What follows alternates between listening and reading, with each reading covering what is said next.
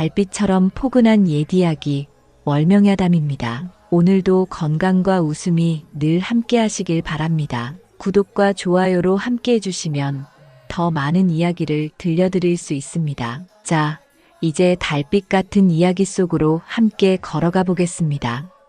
산속 깊은 고을, 외딴 초가 한 채가 바람에 흔들리고 있었습니다. 지붕의 이영은 군데군데 빗물이 스며들고 담장은 허물어져 풀만 무성했지요. 그곳은 몰락한 양반 남도윤과 그의 아내 신연아가 살아가는 터전이었습니다. 해가 서쪽 산마루에 걸릴 무렵 좁은 방 안에 등잔불이 하나 밝혀졌습니다. 불빛은 희미했지만 그 불 아래에는 여전히 고든 등으로 앉은 사내가 있었지요.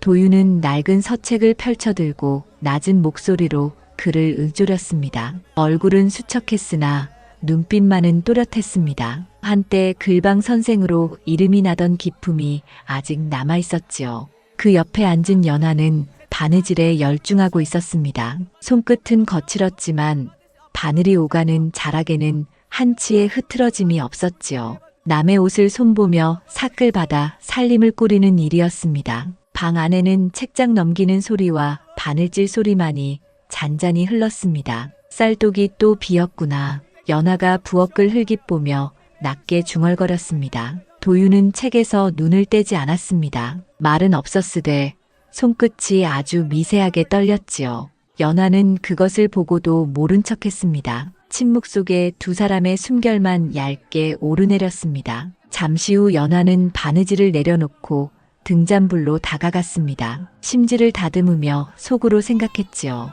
이 불만큼은 꺼뜨리지 말아야지. 서방님의 배움과 뜻, 그 불이 꺼지면 안 되지. 도윤은 여전히 책을 읽고 있었지만 그의 귀는 아내의 손길을 따라가고 있었습니다. 심지를 다듬는 소리, 가느다란 한숨, 그 모든 것이 그의 가슴을 울렸지요. 여보, 그가 낮게 불렀습니다. 예, 서방님, 그대에게 폐를 많이 끼치고 있소. 연하는 잠시 고개를 들었다가 조용히 웃었습니다. 무슨 말씀을요? 부부란 함께 짐을 나누는 법이지요. 그의 말에 도윤은 아무 대꾸도 하지 않고 그저 눈길을 서책으로 돌렸습니다. 그러나 그 마음속엔 무거운 감사가 차올랐습니다. 말 한마디로 다 헤아릴 수 없는 고마움이었지요. 밤이 깊었습니다. 등잔불은 바람결에 흔들리며 방 안을 더욱 그윽하게 물들였습니다. 연하는 바느질을 마치고 삭감을 가지런히 접어놓았습니다. 내일 아침 일찍 마을로 내려가 주인을 찾아야 했지요. 서방님, 이제 그만 쉬시지요. 밤이 깊었습니다. 그대도 어서 누우시오. 내 곧 덮을 터이니. 도윤은 책을 덮으며 대답했습니다. 연하는 이불을 펴고 먼저 누웠습니다. 도윤은 마지막으로 책 한 구절을 소리내어 읽었습니다. 군자는 궁하되 도를 잃지 않는다. 그의 목소리는 낮지만 단단했고 연하는 눈을 감은 채 그 소리를 들으며 고요히 숨을 고르지요. 두 사람은 말없이 같은 생각을 품은 채 밤을 보냈습니다. 새벽녘 닭이 울기도 전에 연하는 일어났습니다. 부엌으로 가 남은 쌀을 손으로 헤아려 보니 고작 한 줌 남짓이었지요. 깊은 한숨이 새어나왔지만 곧 입술을 다물었습니다. 오늘 삭슬 받으면 쌀을 조금이라도 사야겠지. 그래야 서방님이 글 공부를 이어가실 테니까. 그녀는 물을 길어 와죽을 쑤었습니다. 밥솥에서는 묽은 냄새가 은근히 피어올랐지요. 도윤이 일어나 마루에 앉았습니다. 두 사람은 나란히 앉아 말없이 죽을 떠먹었습니다. 삭바느질 가지러 가야 하는가? 도윤이 물었습니다. 예, 아침에 다녀올 생각입니다. 길이 험하니 천천히 다니시오. 걱정 마세요, 서방님. 연하는 정갈하게 싸놓은 보자기를 품에 안고 마루를 내려섰습니다. 문간에 서서 돌아보니 도윤이 여전히 마루 끝에서 그를 바라보고 있었습니다. 연하는 미소를 지으며 고개를 숙였고 도윤은 조용히 고개를 끄덕였지요. 산길은 굽이굽이 이어졌습니다. 바람이 차고 발밑에 흙은 젖어 있었지요. 연하는 익숙한 걸음으로 천천히 내려갔습니다. 이 길을 오간 지 벌써 여러 해였습니다. 마을 어귀에 이르자 우물가에 모인 아낙들이 빨래를 하고 있었습니다. 부인, 오늘도 일찍 나왔구려. 한 아낙이 웃으며 말하자 연하가 고개를 숙였습니다. 삭바느질 가져다 드리러 왔습니다. 그래, 우리 마님께서 기다리고 계시네. 연하는 인사를 올리고 그 집으로 향했습니다. 넓은 기와집이었지요. 행랑채를 지나 사랑채 마루에 이르니 마님이 앉아 있었습니다. 어서 오너라. 부인, 바느질 다 마쳤습니다. 연하는 보자기를 풀어 곱게 접은 옷가지를 내밀었습니다. 마님이 옷을 펼쳐보며 고개를 끄덕였습니다. 참 솜씨가 야무지구나. 바느질 자국이 한결같아. 부족한 솜씨인데 좋게 봐주시니 고맙습니다. 여기 살시다. 마님이 엽전 몇 잎을 내밀었습니다. 연하는 두 손으로 정중히 받으며 허리 숙여 인사했습니다. 고맙습니다, 부인. 덕분에 살림에 보탬이 되겠습니다. 다음에 또 부탁하마. 손이 믿음직하니 자주 불러야겠다. 연하는 고개를 숙이고 물러났습니다. 품속의 엽전이 묵직하게 느껴졌지요. 이 돈으로 쌀을 사고 등잔기름도 살 수 있을 듯 했습니다. 장터로 향하는 길, 연하는 잠시 발을 멈추고 하늘을 올려다보았습니다. 푸른 하늘엔 구름 한 점 없었지요. 서방님 길이 멀고 험하겠지만 언젠가는 그 뜻을 이루시리라. 나는 그날까지 이 길을 걷겠지. 그녀는 다시 발걸음을 옮겼습니다. 장터에서는 사람들의 말소리와 방아 찢는 소리가 뒤섞여 흘러나왔습니다. 연하는 쌀을 사고 등잔기름 한 병을 더 샀습니다. 남은 돈은 조심스레 품속에 넣었지요. 언젠가는 그 돈이 서방님의 과거 여비가 되리라는 생각이 들었습니다. 해가 기울 무렵 연하는 집으로 돌아왔습니다. 마루에는 여전히 도윤이 앉아 책을 읽고 있었지요. 다녀왔소? 예, 서방님. 쌀도 사고 기름도 조금 샀습니다. 수고 많았소. 도윤은 짧게 말하고 다시 서책을 펼쳤습니다. 연하는 쌀을 독에 부어 넣으며 잔잔히 웃었습니다. 이 평범한 하루가 그녀에겐 참으로 고마웠지요. 저녁이 되어 두 사람은 다시 등잔불 아래 마주 앉았습니다. 도윤은 글을 읽고 연하는 바느질을 했습니다. 고요한 불빛 아래 바늘 끝이 반짝이고 글소리가 낮게 흘렀습니다. 서방님, 연하가 조심스레 입을 열었습니다. 무슨 일인가? 그저 이렇게 함께 있어 다행이라는 생각이 들었습니다. 도윤은 잠시 말을 잇지 못하다가 미소 지었습니다. 나도 그렇소. 그대가 있어 마음이 고요하오. 두 사람은 서로를 바라보며 잠시 말을 잃었습니다. 등잔불이 흔들리고 바람이 들창을 스쳤습니다. 그 불빛이 두 사람의 얼굴을 따스하게 어루만졌지요. 그날 밤 연하는 도윤이 잠든 뒤 조용히 일어났습니다. 보자기 속에 숨겨둔 엽전을 꺼내어 세어보았습니다. 손바닥만 한 돈이었지만 그 마음은 세상을 덮을 만큼 간절했습니다. 서방님, 곧 과거 보러 가실 수 있을 거예요. 조금만 더 기다려주세요. 그녀는 조심스레 돈을 다시 감추고 누웠습니다. 도윤의 고른 숨소리가 들려왔지요. 달빛이 창문을 넘어 방 안으로 스며들었습니다. 초가집은 고요했고 등잔불은 아직 꺼지지 않았습니다. 그 작은 불빛이 두 사람의 마음을 이어주고 있었습니다. 새벽이 다시 밝아올 때 도윤은 서책을 펼칠 것이고 연하는 바늘을 잡을 것이었습니다. 그렇게 두 사람은 하루하루를 견뎌갔지요. 말없이 이어지는 삶, 그 속에 희망이 깃들어 있었습니다. 훗날 사람들은 이 두 부부의 이야기를 두고 이렇게 말했습니다. 가난 속에서도 서로를 지킨 의로운 사람들이다. 그러나 그때는 아무도 몰랐습니다. 앞으로 그들에게 어떤 시련이 닥칠지, 그리고 그 시련이 어떤 기적을 불러올지를 말이지요. 등잔불은 그날 밤도 꺼지지 않고 타올랐습니다. 작은 불빛 하나가 어둠 속에서 오랫동안 흔들리며 두 사람의 서원을 지켜주고 있었지요. 봄이 찾아왔습니다. 산골 마을에도 매화가 피고 버들가지가 푸르러졌지요. 들려 깬 쟁기지라는 소리가 들려오고 사람들 얼굴에도 봄 기운이 돌았습니다. 하나 남도윤의 마음은 봄처럼 가볍지 않았습니다. 겨울 내내 그는 서책을 품에 안고 글만 읽었지요. 살림이 기운들 새가 없었습니다. 어느 날 아침 마을에 한 가지 소식이 퍼졌습니다. 가명에서 향시방이 붙었다는 말이었지요. 과거 시험이 열린다는 그 한마디에 고을의 선비들이 술렁였습니다. 도윤은 마을 어기정자에 나갔다가 그 소식을 들었습니다. 모여있던 선비들이 서로 얼굴을 맞대고 들뜬 목소리로 말했지요. 이번 향신은 꼭 나가야겠네. 그렇지. 이번이 아니면 또 몇 해를 기다려야 하니. 도윤은 말없이 그들의 이야기를 들으며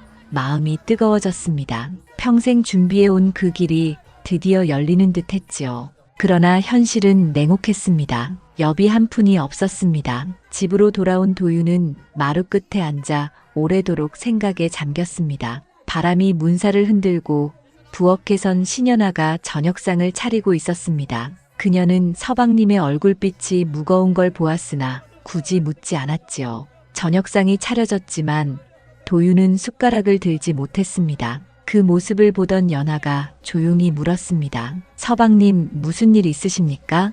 향씨 소식을 들었소. 그러셨군요. 연아는 잠시 생각하다가 잔잔히 대답했습니다. 도윤은 눈길을 들어 아내를 바라보았지요. 가고 싶소. 그러나 여비가 없으니 어찌해야 할지 모르겠소. 염려 마세요, 서방님. 어찌 염려를 말라 하시오. 그대도 알지 않소. 우리 사정을 알고 있습니다. 그래도 길은 있겠지요.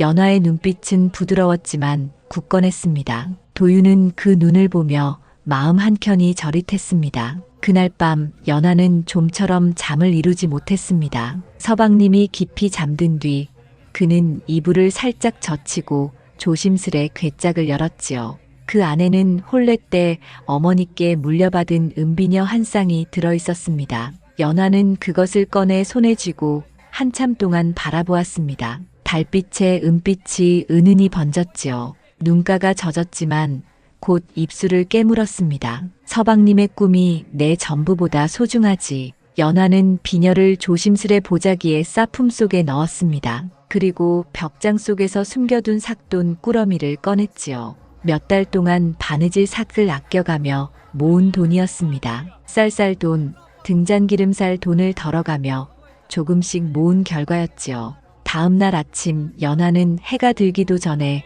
장터로 향했습니다. 은비녀를 팔기 위해서였습니다. 장터의 전당집 주인은 비녀를 집어들고 꼼꼼히 살폈습니다. 은이 곱구먼. 이건 오래된 수공이야. 값은 얼마나 되겠습니까?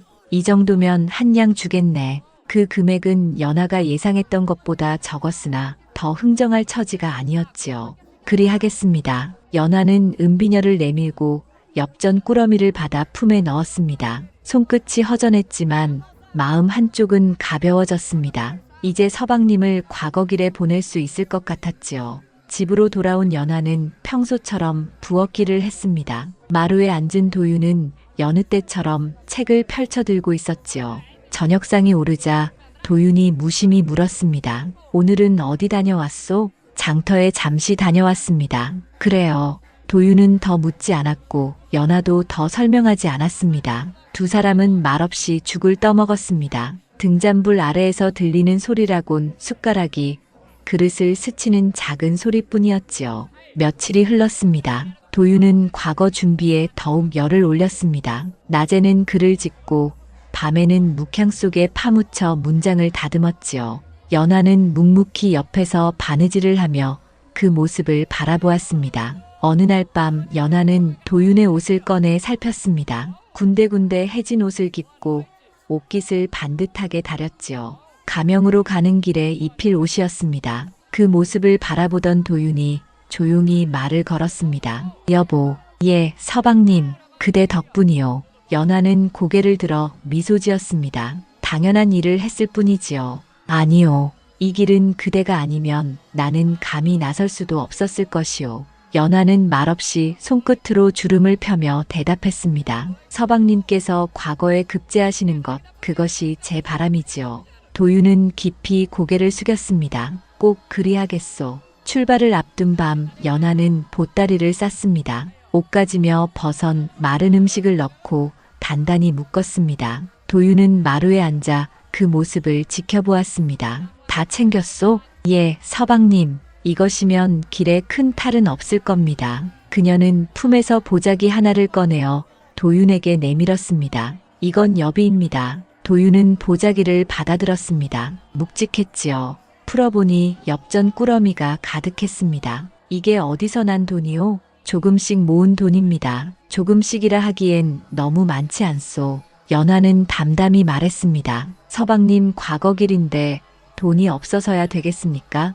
도윤은 그 말을 듣고 연하의 손을 잡았습니다. 손바닥이 굳고 거칠었지요. 정말 고맙소. 고맙긴요. 서방님 뜻을 이루시는 게 저의 기쁨이지요. 두 사람은 한참이나 말없이 손을 맞잡고 있었습니다. 등잔불이 그들의 그림자를 벽에 드리웠지요. 그날 밤 두 사람은 늦도록 이야기를 나누었습니다. 앞으로의 일 돌아올 날, 그리고 다시 만나게 될 봄의 풍경까지 말이지요. 연하는 마지막으로 당부했습니다. 길이 멀고 험하니 끼니는 꼭 챙기세요. 밤엔 추우니 외투도 꼭 덮으시고요. 여보도 무리하지 말고 밤엔 문단속 잘하시오. 걱정 마세요. 잘 지낼 겁니다. 새벽이 밝아오자 도윤은 새 옷을 입고 보따리를 챙겼습니다. 연하는 문 앞까지 따라 나왔지요. 다녀오겠소. 잘 다녀오십시오, 서방님. 그는 고개를 숙여 인사하고 산길을 따라 걸음을 옮겼습니다. 연하는 그 뒷모습을 오래 바라보았습니다. 서방님의 모습이 산등성이에 사라질 때까지 그 자리에 서 있었지요. 집으로 돌아온 연하는 조용히 문을 닫았습니다. 방 안은 텅 비어 있었고 등잔불 심지가 아직 미지근했습니다. 잘 가셔야 해요. 꼭 좋은 소식 가지고 돌아오세요. 그녀는 심지를 다시 다듬고 불을 밝혔습니다. 불빛이 방 안을 희미하게 비추었지요. 그날부터 연하는 혼자였습니다. 바느질을 하고 빨래를 하고 밭을 돌보며 하루를 보냈습니다. 저녁마다 등잔불을 밝히고 그 아래에서 서방님을 떠올렸지요. 서방님, 부디 무사히 다녀오세요. 그녀의 조용한 기도가 봄바람을 타고 멀리 흩어졌습니다. 도윤이 걷는 길 위로 가명이 있는 저 먼 곳으로 말입니다. 봄꽃이 만발했지만 연하의 가슴은 늘 텅 빈 듯했습니다. 그러나 슬픔 대신 다짐이 자라났지요. 나는 이 집을 지키고 서방님은 뜻을 이루시겠지. 그럼 이 봄이 언젠가 우리의 봄이 되겠지. 그렇게 두 사람은 서로 다른 곳에서 같은 하늘을 바라보며 각자의 자리를 지켰습니다. 이별의 아픔은 깊었지만 그 속에 희망이 함께 숨쉬고 있었지요. 도윤이 떠난 지 사흘이 흘렀습니다. 연하는 혼자 초가를 지키며 바느질로 하루를 이어갔지요. 그러나 삭바느질만으로는 살림이 빠듯했습니다. 쌀독은 금세 바닥을 드러냈고 등잔 기름도 바닥이 보였지요. 그날 새벽 연하는 부엌에 앉아 한참 동안 생각에 잠겼습니다. 서방님이 과거 보러 떠나셨는데 이대로 가다간 곡식이 떨어지겠지.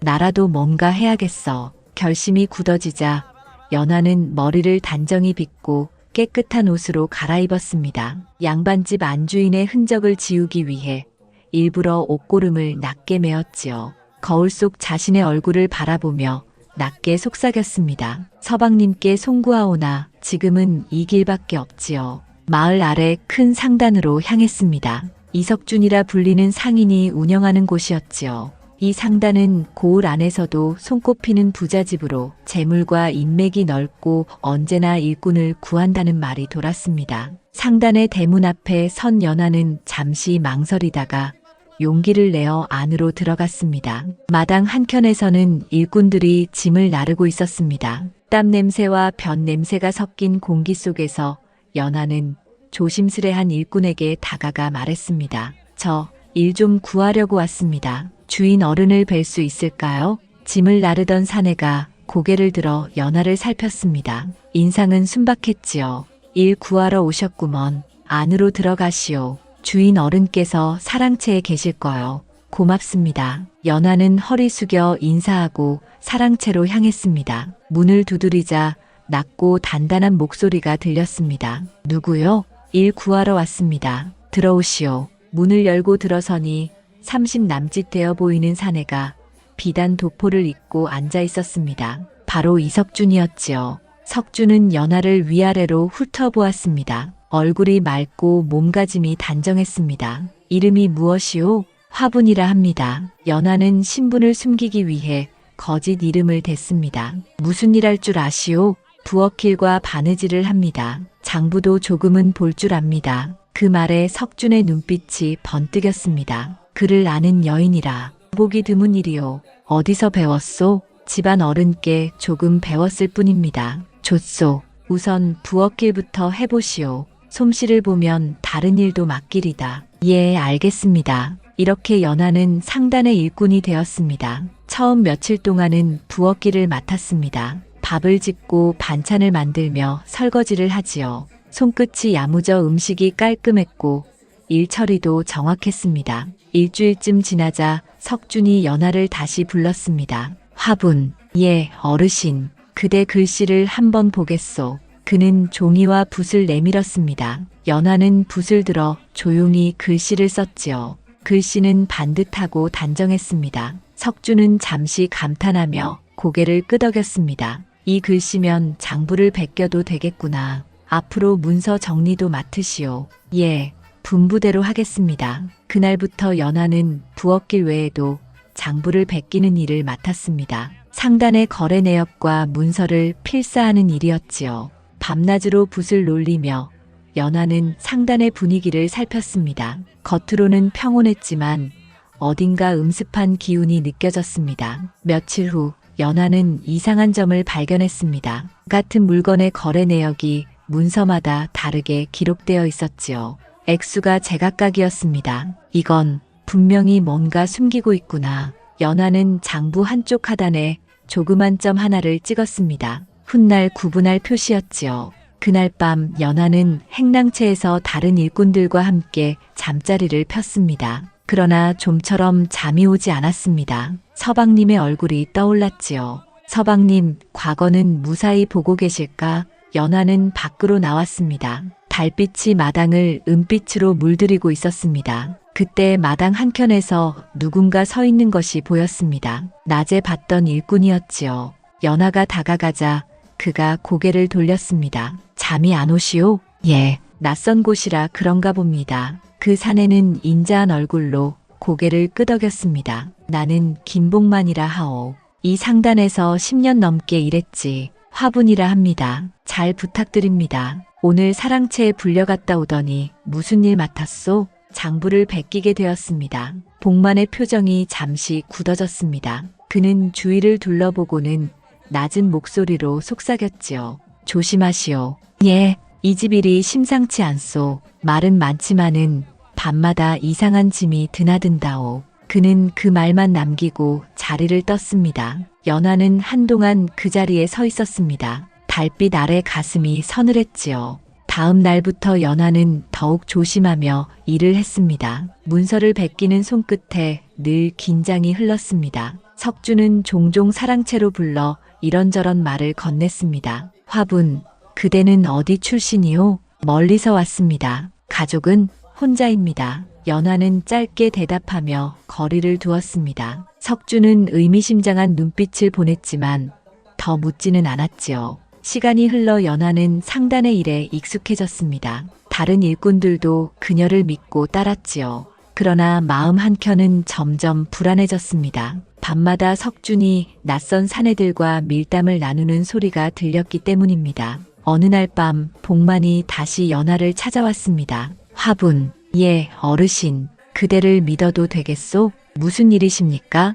복만은 주위를 살피며 낮은 목소리로 말했습니다. 이 상단이 과거 시험 문서를 손본다는 말이 돌고 있소. 연하는 숨이 막히는 듯 했습니다. 과거 문서를 조작한다고요? 확실하진 않소. 허나 10중 8구 사실일 것이오. 나리께서 밤마다 서울 사라들과 서찰을 주고받는 걸 봤소. 복만의 얼굴엔 근심이 어려 있었습니다. 조심하시오. 괜한 일에 휘말리지 말고. 그는 그 말만 남기고 돌아섰습니다. 연하는 한참을 서 있었습니다. 손끝이 떨렸지요. 서방님이 그 시험을 보실지도 모르는데 이 부정을 두고만 볼 수는 없지. 그녀는 이불 속에서 밤새 뒤척였습니다. 달빛은 행랑채 지붕을 넘어 방안을 은빛으로 비추었습니다. 연하는 마음속으로 다짐했습니다. 증거를 찾아야 해. 서방님을 그리고 모든 선비를 지켜야 하지. 그녀의 손이 천천히 주먹을 쥐었습니다.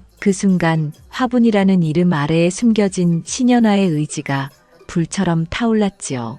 연하가 상단에서 일한 지 보름이 지났습니다. 그동안 그녀는 매일 장부를 베끼며 조심스럽게 문서들을 살폈지요. 의심은 점점 확신으로 바뀌어 갔습니다. 어느 날 저녁 사랑채에서는 이석준이 손님을 맡고 있었습니다. 옷차림으로 보아 한성에서 내려온 사내 같았지요.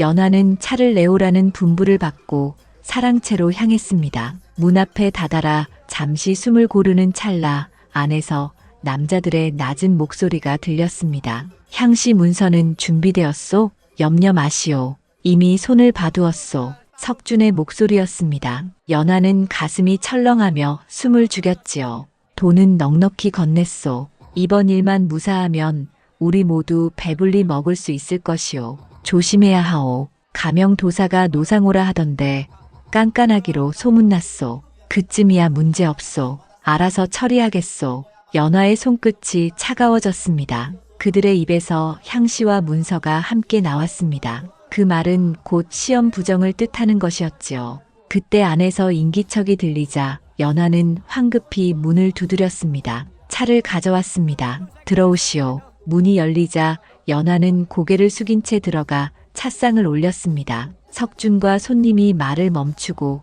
그녀를 흘끗 보았습니다. 연하는 아무것도 듣지 못한 듯 태연히 물러났지요. 사랑채를 나서자 심장이 쿵쾅거렸습니다. 이제 확신이 들었습니다. 향시 문서를 손본다는 그들의 말이 사실이었던 것이지요. 연하는 결심했습니다. 증거를 남겨야 해. 반드시 밝혀야 해. 그날 밤 연하는 장부를 정리하는 척하며 문서들을 살폈습니다. 향씨와 관련된 문서 몇 장이 따로 묶여 있었지요. 그녀는 조심스레 붓을 들어 그 문서들을 베꼈습니다. 그리고 하단에 아주 작은 점 하나를 찍었습니다. 먹물이 번진 듯한 그러나 일정한 위치에만 찍힌 점이었습니다. 그 점이 훗날 진실을 드러내는 표식이 되리라 믿었습니다. 며칠 뒤 석준이 연하를 다시 불렀습니다. 사랑채에 들어서자 석준이 문서 몇 장을 내밀며 말했지요. 이것들을 깨끗이 옮겨 쓰시오. 예, 나리.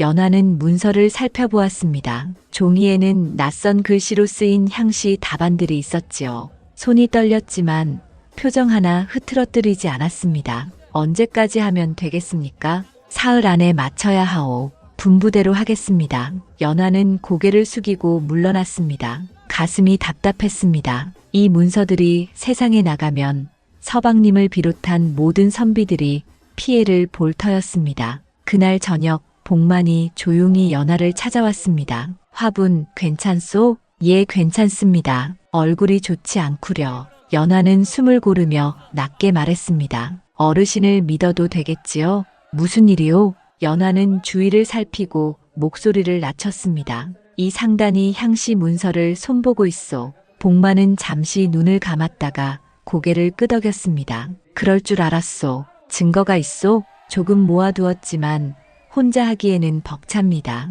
복만은 깊은 숨을 내쉬었습니다. 도와주겠소. 무엇을 하면 되겠소? 이 문서 사본을 가명에 전해주시면 됩니다. 그곳에 믿을 만한 사람이 있지요. 연하가 품에서 사본을 꺼내 내밀자 복만은 두 손으로 받아들었습니다. 내가 전하겠소. 예전부터 알고 지내던 하인이 있소. 고맙습니다. 그 은혜 평생 잊지 않겠습니다. 은혜라니 부정은 밝아야 하는 법이요. 우리가 옳은 일을 하는 거요. 복만은 문서를 품에 넣고 발걸음을 재촉했습니다. 연하는 그 자리에 앉아 한참이나 숨을 고르지 못했지요. 다음 날부터 연하는 더 조심스럽게 행동했습니다. 혹시라도 석준이 눈치챌까 두려웠습니다. 하지만 석준은 여전히 웃는 낯으로 연하를 대했습니다. 그것이 오히려 더 불길했지요. 사흘째 되던 날 석준이 다시 불렀습니다. 사랑채에 들어서자 그는 이상하게도 부드러운 미소를 띠고 있었습니다. 화분,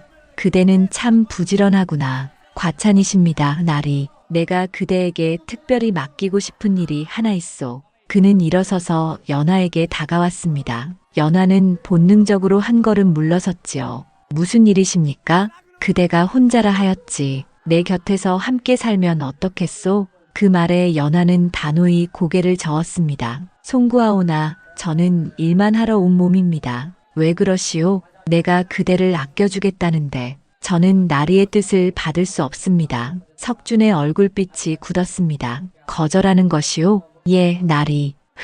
그렇다면 할 수 없지. 하지만 기억하시오. 세상 일은 모르는 법이요. 그는 자리로 돌아앉았으나 눈빛에는 의심이 번졌습니다. 그대 참 묘하오. 혼자 사는 여인치곤 품새가 다르오. 연화는 침착하게 답했습니다. 집안에서 조금 배운 것이 있을 뿐입니다. 숨기는 건 없겠지요? 숨길 게 있겠습니까? 이 몸은 일만 하는 종일 뿐인데요. 석주는 잠시 그녀를 바라보다 손을 내저었습니다. 그럼 가보시오. 연화는 허리 숙여 인사하고 사랑채를 나왔습니다. 마루 끝에 닿자 깊은 숨이 터져 나왔습니다. 위태로운 순간이었지요. 그날 밤 복만이 다시 돌아왔습니다. 화분, 예, 어르신, 문서 무사히 전했소. 가명에 아는 하인을 통해 전달했지. 정말이요? 그렇소. 곧 조사가 시작될 거요. 연화의 눈에 눈물이 맺혔습니다. 고맙소, 정말 고맙소.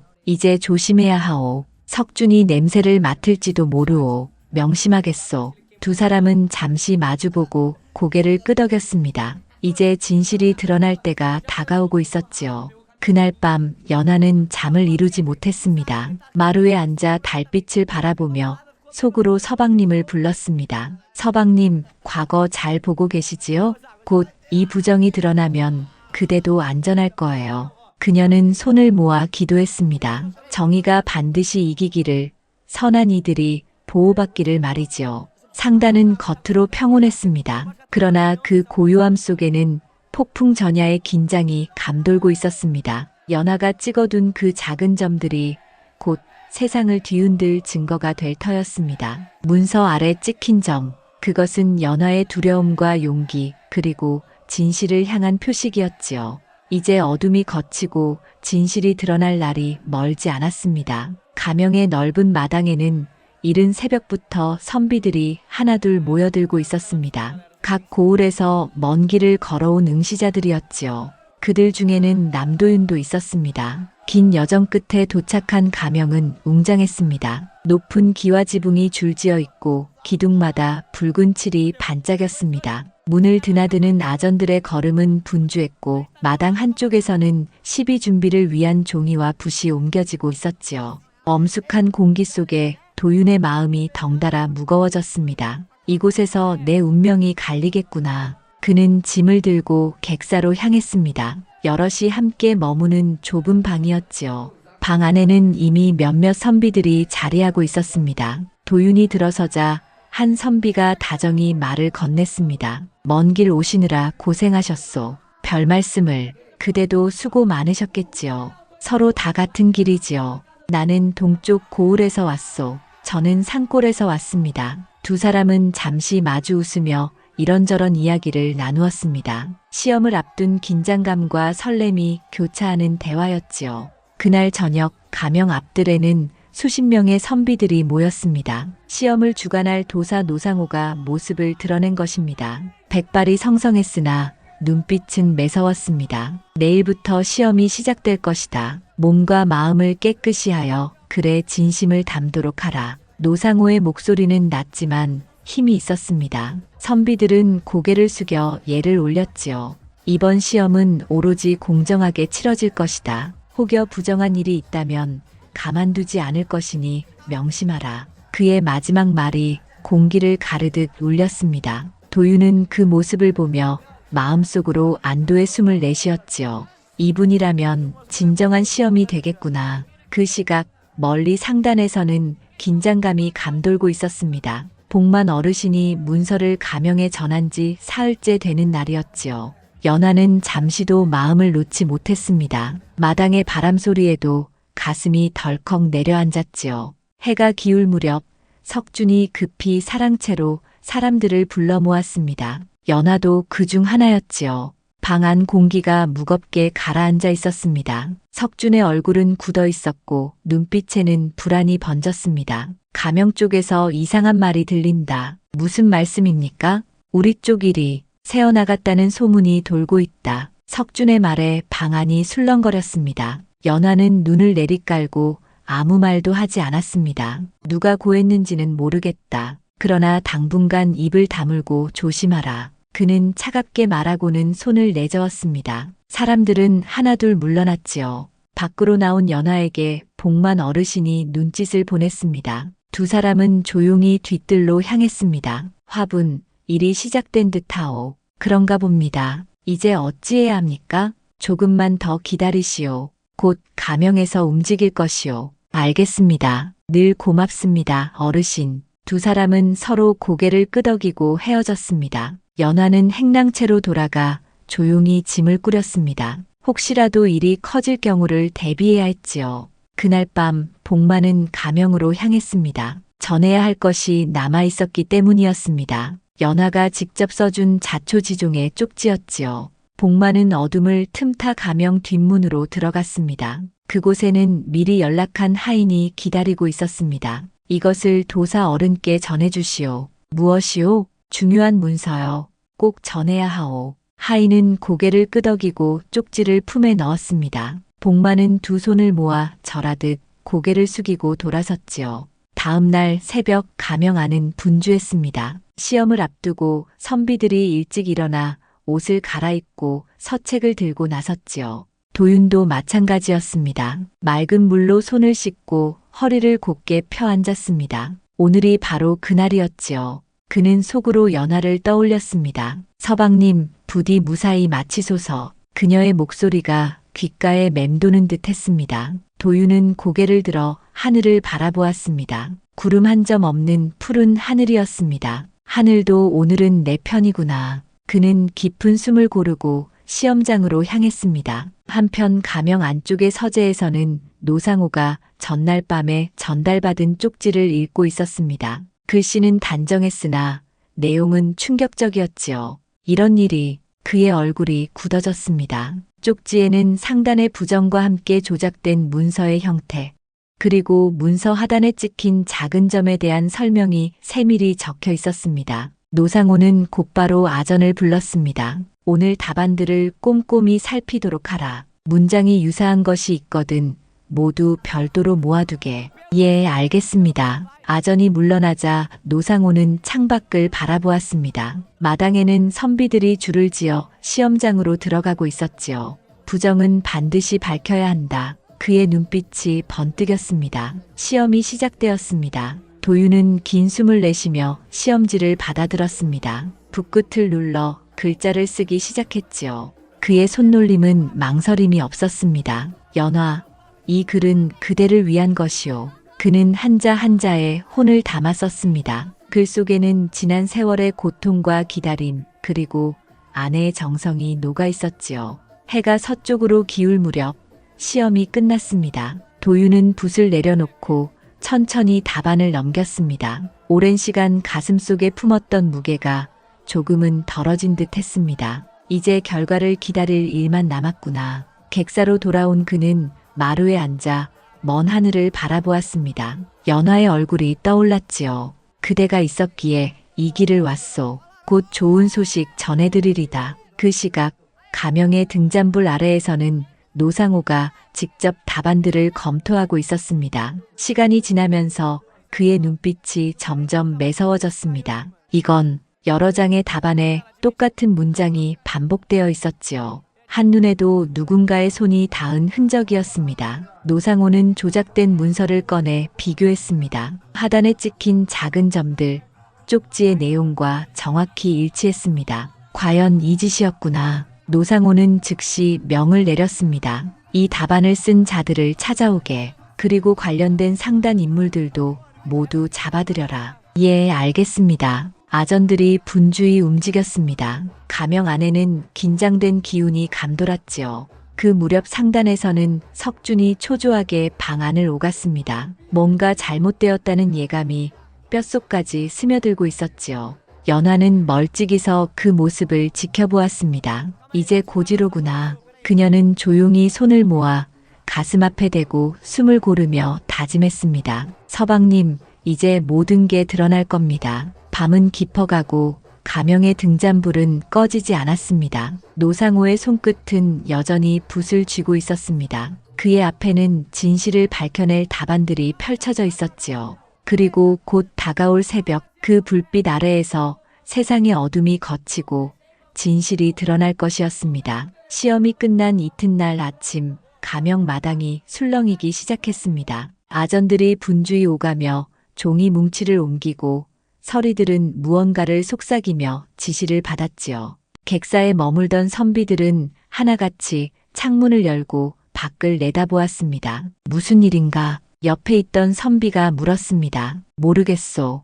허나 심상치 않은 기운이 흐르오. 도유는 낮게 대답했습니다. 그때 아전 하나가 객사문을 열고 들어왔습니다. 모든 응시자는 마당으로 나오시오. 도사 어른께서 하실 말씀이 있소. 목소리가 단호했습니다. 선비들은 서로 눈짓을 주고받으며 마당으로 나섰습니다. 마당엔 이미 수십 명의 응시자가 줄을 서 있었습니다. 그들 모두 얼굴빛이 굳어 있었지요. 잠시 후 도사 노상호가 나타났습니다. 그의 걸음은 느렸지만 위엄이 있었고 손에는 여러 장의 답안이 들려 있었습니다. 어제 치른 답안들을 살펴보았소. 낮고 깊은 목소리가 마당에 울렸습니다. 모두가 숨을 죽였지요. 그런데 이상한 점이 있더이다. 여러 답안의 문장이 똑같소. 마당이 술렁였습니다. 선비들이 서로를 쳐다보며 웅성거렸습니다. 도유는 가슴이 철렁 내려앉았지요. 이것은 분명 부정이요.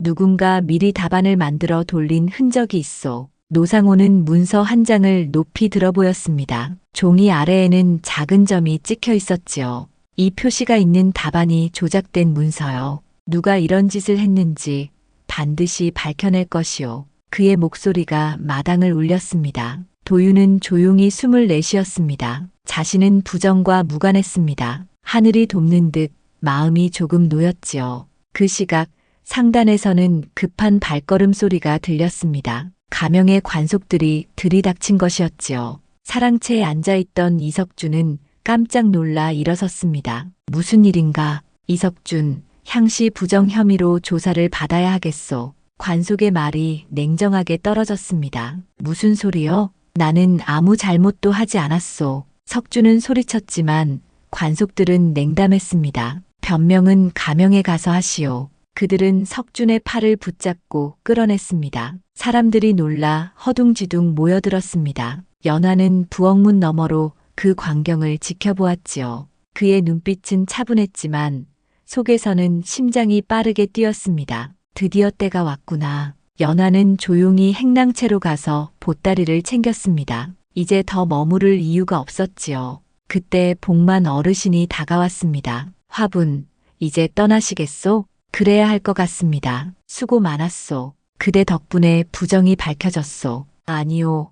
복만 어르신이 도와주시지 않았다면 불가능했지요. 두 사람은 잠시 눈빛을 주고받았습니다. 말은 짧았지만 마음은 통했지요. 연화는 고개를 숙여 인사하고 상단을 떠났습니다. 그 무렵 가명에서는 석준이 뜰에 무릎을 꿇고 있었습니다. 노상호 도사가 높은 자리에 앉아 그를 내려다보았습니다. 이석준, 내가 향시 문서를 조작했다는 증거가 이 안에 있어. 노상호는 문서를 내밀었습니다. 석준의 얼굴이 하얗게 질렸습니다. 저는 그런 짓을 하지 않았습니다. 그럼 이 문서의 점은 무엇이냐? 내 상단에서 나온 종이 아닌가? 석준은 말을 잇지 못했습니다. 손끝이 떨렸지요. 한성의 관리들과 결탁하여 답안을 미리 만들어 팔았다 하지 않았느냐. 저는 석준은 고개를 떨군 채 중얼거렸습니다. 그때 복만이 뜰로 들어섰습니다. 소인이 본 바를 말씀드리겠소. 노상호가 고개를 들었습니다. 말해보라. 복만은 석준이 밤마다 누군가와 밀담을 나누던 일, 문서를 전달하던 장면을 낱낱이 증언했습니다. 석준의 얼굴빛이 점점 더 희어졌지요. 그리고 이 표시를 남긴 이가 있습니다. 노상호가 물었습니다. 누구냐? 화분이라는 여인입니다. 상단에서 일하던 사람이지요. 그 여인을 찾아오라. 아마 이미 떠났을 것입니다. 복만의 대답에 노상호는 잠시 생각하더니 고개를 끄덕였습니다.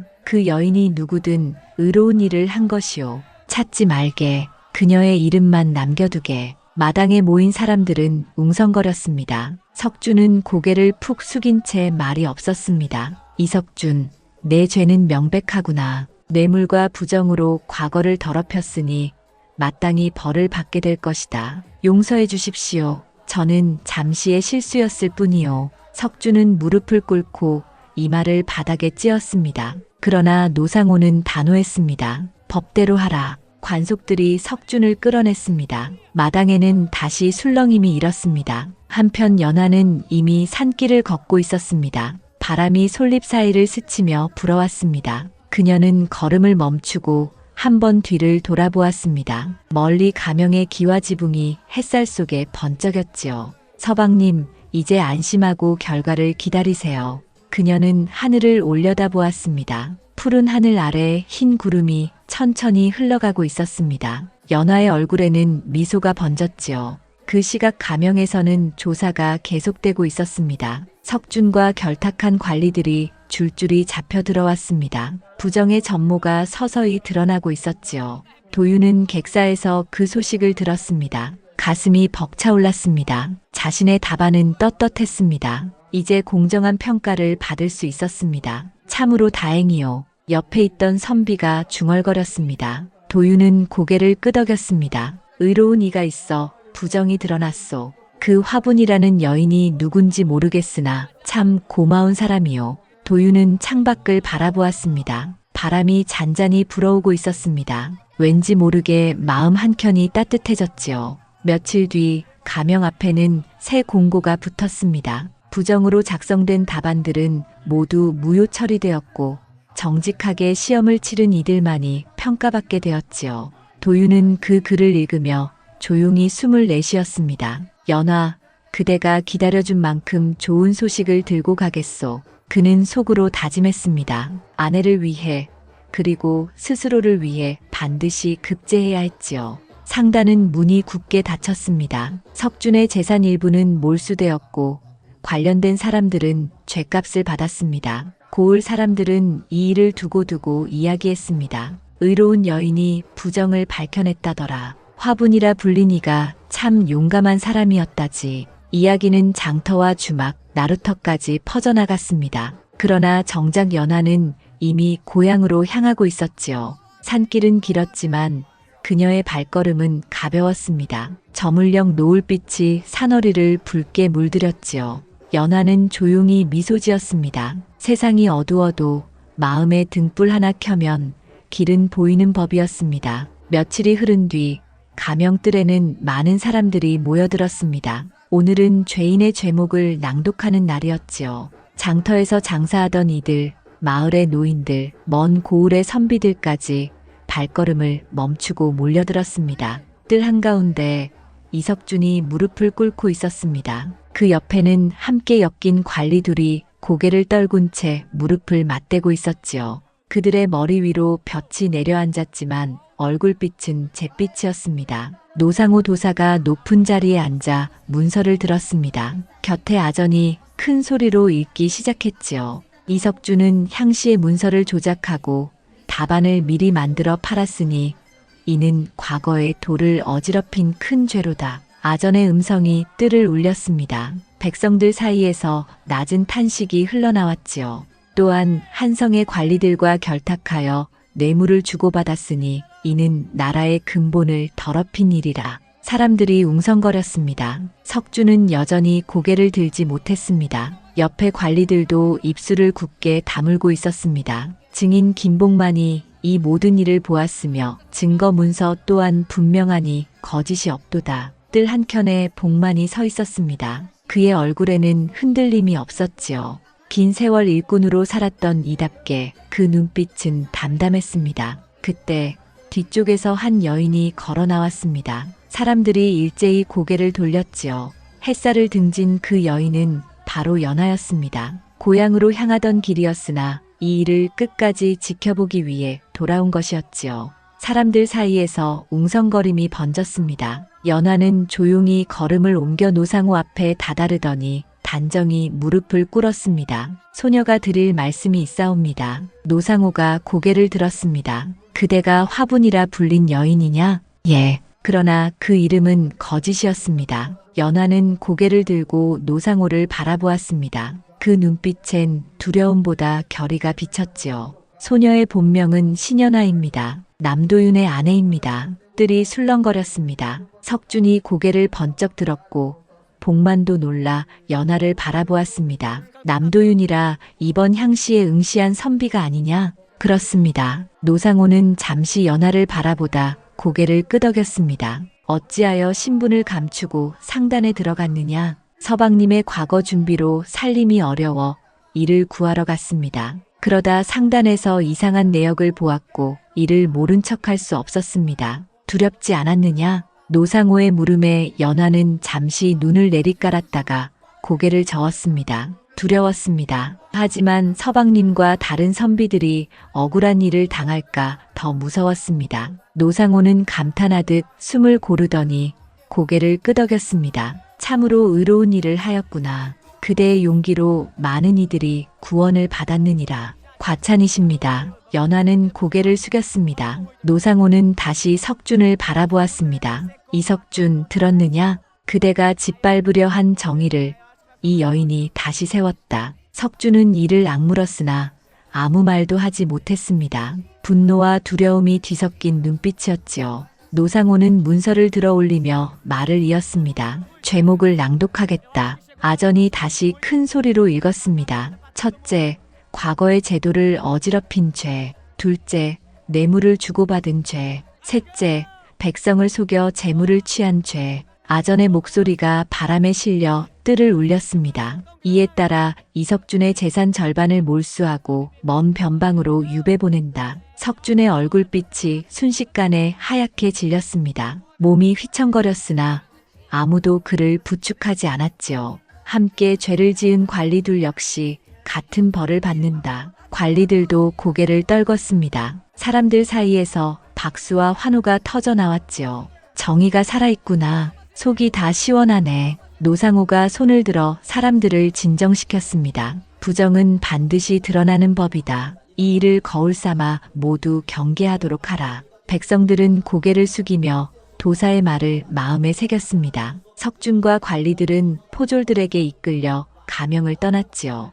연하는 조용히 자리에서 일어섰습니다. 복만 어르신이 다가와 고개를 숙였습니다. 화분아니 연하낭자, 그대가 양반댁 안주인이셨다니 놀랍소. 미안합니다. 복만 어르신. 속일 수밖에 없었습니다. 아니오, 이해하오. 그대 덕에 세상이 바로 섰소. 복만의 음성엔 진심이 담겨 있었습니다. 연하는 고개를 숙여 답례했습니다. 복만 어르신의 도움이 아니었다면 불가능했을 겁니다. 진심으로 고맙소. 서로 도운 것이지요. 이제 서방님께 돌아가시오. 복만은 환히 웃으며 인사했습니다. 연하는 조용히 고개를 끄덕였지요. 드디어 돌아갈 시간이었습니다. 가명을 나서는 연하를 사람들은 하나같이 바라보았습니다. 누군가는 감탄했고 누군가는 눈시울을 훔쳤지요. 저 여인이 바로 그 화분이라지. 양반댁 부인이 그리 용감할 줄이야. 하늘이 돕는 사람이로다. 연하는 사람들의 시선을 느꼈지만 고개를 숙이지 않았습니다. 부끄럽기보다는 마음이 단단히 여물어졌지요. 그 무렵 객사에서는 도윤이 그 소식을 듣고 있었습니다. 화분이라던 여인이 그대의 아내라 하오. 함께 있던 선비가 놀라 말했습니다. 도윤은 잠시 말을 잃었지요. 연하가 그 일을 한 것이오? 가슴이 벅차오르고 눈이 시큰했습니다. 도윤은 자리에서 벌떡 일어나 가명 쪽으로 달려갔습니다. 그리고 저 멀리서 걸어오는 연하를 보았습니다. 햇살 아래 그녀의 모습은 눈부시게 빛났지요. 연하, 도윤이 외쳤습니다. 연하가 고개를 들었습니다. 두 사람의 시선이 공중에서 마주쳤습니다. 도윤은 더는 참지 못하고 달려가 연하를 껴안았습니다. 주변에 시선이 있었으나 아무렇지 않았지요. 그대가 그 일을 했소? 예, 서방님. 연하의 목소리는 고요했으나 단단했습니다. 도윤의 눈에는 눈물이 맺혔지요. 어찌 그리 위험한 일을. 서방님을 지키고 싶었습니다. 그리고 옳은 일이었으니까요. 도윤은 연하의 손을 꼭 잡았습니다. 말로는 다하지 못할 감정이 가슴속을 채웠지요. 고맙소.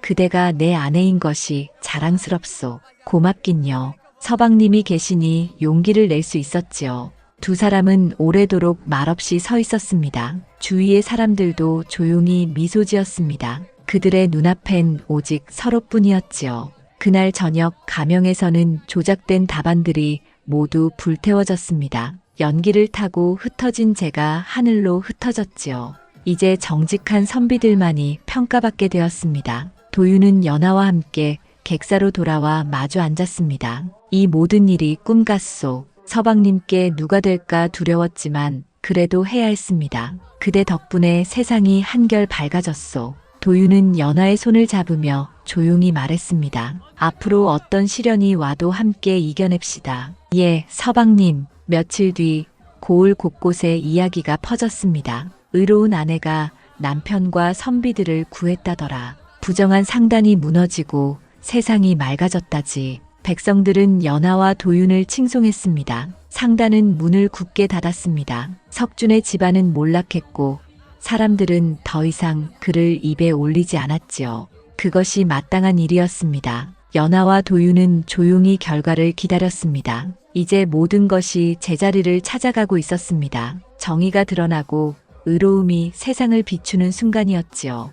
계절이 여러 번 흘렀습니다. 그 사이 많은 일이 있었지요. 남도윤은 향시에 급제하고 이어 대과에도 합격하였습니다. 이제 벼슬길에 오를 준비를 하고 있었지요. 봄이 다시 찾아왔습니다. 산골 고을에도 매화가 피고 버들잎이 연초록으로 물들었지요. 도윤은 벼슬길에 오르기 전 잠시 고향으로 내려왔습니다. 그를 기다리던 연하가 초가집 마루에 앉아 있었습니다. 예전의 초가집은 조금 달라져 있었습니다. 이영을 새로 얹었고 허물어졌던 담장도 손을 봤지요. 작은 변화였으나 그 속에는 지난 세월의 수고와 희망이 담겨 있었습니다. 해걸음 무렵 두 사람은 마루에 나란히 앉았습니다. 저 멀리 산등성이 너머로 해가 지고 봄바람이 부드럽게 불어왔지요. 참 많은 일이 있었소. 도윤이 조용히 말을 꺼냈습니다. 연하는 고개를 끄덕이며 미소 지었지요.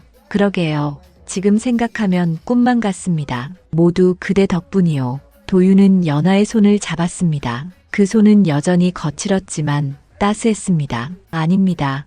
서방님께서 잘하셨지요. 아니요. 그대의 손끝이 내 붓끝을 지켜주었소. 도윤의 말에 연하는 조용히 웃었습니다. 두 사람은 말없이 오래도록 봄 하늘을 바라보았지요. 해가 저물고 연하는 자리에서 일어나 부엌으로 향했습니다. 도윤은 그 뒷모습을 조용히 바라보았습니다. 솥에서는 된장국 끓는 냄새가 퍼졌고 마루에 앉은 도윤의 마음은 어느새 고요해졌지요. 저녁상이 차려졌습니다. 밥상 위에는 된장국, 무나물, 구운 조기 한 마리가 올랐습니다. 예전처럼 소박했으나 정이 넘쳤지요. 내일은 다시 떠나야 하오. 도윤의 말에 연하는 잠시 숟가락을 멈추었습니다. 예, 알고 있습니다. 그의 목소리는 담담했지만 손끝이 살짝 떨렸습니다. 혼자 두고 가서 미안하오. 괜찮습니다. 서방님의 일이 중요하지요. 곧 나를 데리러 오겠소.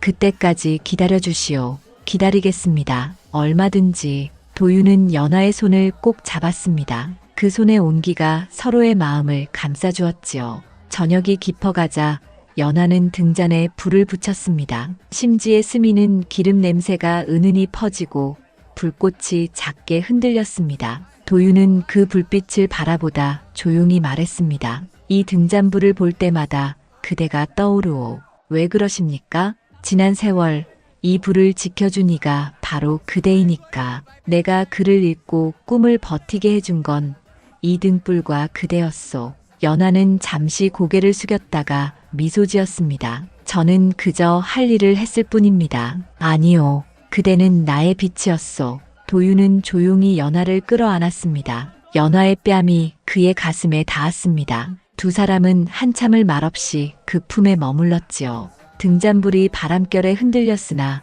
꺼지지 않았습니다. 지난한 세월을 견뎌낸 그 불빛은 이제 한층 더 따스해져 있었습니다. 그날 밤 두 사람은 늦도록 이야기를 나누었습니다. 지난날의 고생, 앞으로의 길, 그리고 함께할 세월에 대해 차근히 말했지요. 서방님 벼슬에 오르시면 백성들을 잘 보살펴 주십시오. 그리하겠소. 그대가 보여준 의로움을 잊지 않겠소. 과찬이십니다. 아니요. 그대는 내 스승이요. 사람이 옳은 일을 해야 산다는 걸 그대에게 배웠소. 도윤의 진심 어린 말에 연하는 얼굴을 붉히며 고개를 숙였습니다. 이튿날 새벽 안개가 산골을 덮었습니다. 닭이 울고 먼 동력이 희미하게 밝아오고 있었지요. 도윤은 떠날 채비를 하였습니다. 연하는 그의 옷깃을 고쳐 매주며 조용히 말했습니다. 잘 다녀오십시오. 곧 돌아오겠소. 두 사람은 서로 마주 절했습니다.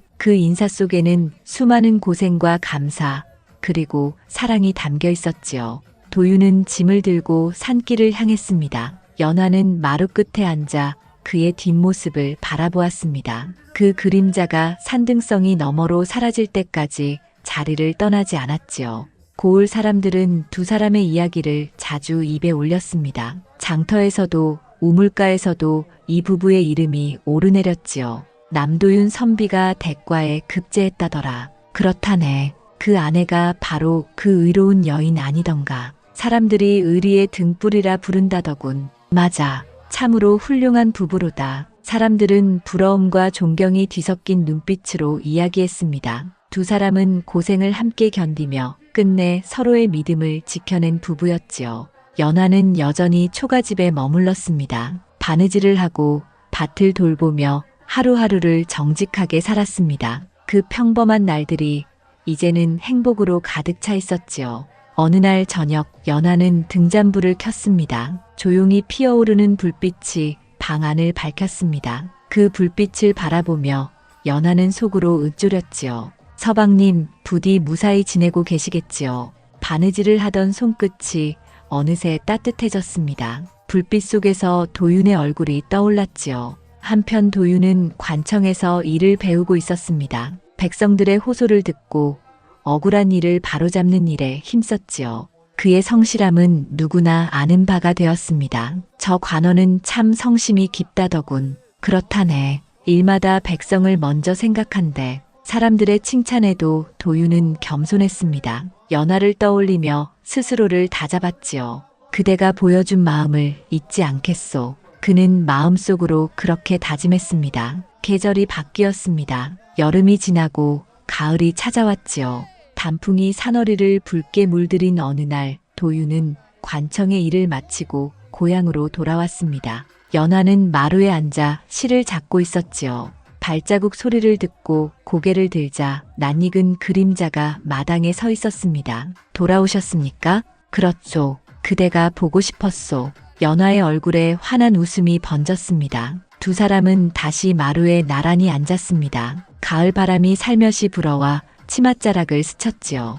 이제 그대를 데리러 왔소. 도윤의 말에 연하는 놀라 눈을 크게 떴습니다. 정말입니까? 그렇소. 함께 가자오. 이제 그대가 있어야 내가 설 자리도 생기오. 연하의 눈에 눈물이 고였습니다. 도윤이 손수건으로 그녀의 눈물을 닦아주었지요. 이제 고생은 끝났소. 함께 새로운 삶을 시작합시다. 예, 서방님. 그날 저녁 두 사람은 초가집에서 마지막으로 등잔불을 밝혔습니다. 불빛이 방 안을 따스히 비추었습니다. 그 불빛은 지난 세월의 고난을 함께 견뎌온 증표이자 앞으로의 희망이었지요. 이 등잔불처럼 우리도 함께 빛을 내며 살아갑시다. 도윤의 말에 연하는 고개를 끄덕였습니다. 두 사람은 손을 꼭 맞잡고 등불을 바라보았습니다. 훗날 사람들은 두 사람의 이야기를 전하며 말했습니다. 그 부부를 의리의 등불이라 불렀지. 어려운 세월에도 서로의 믿음을 지켜낸 이들이었어. 참으로 본받을 만한 부부로다. 그들의 이야기는 고을을 넘어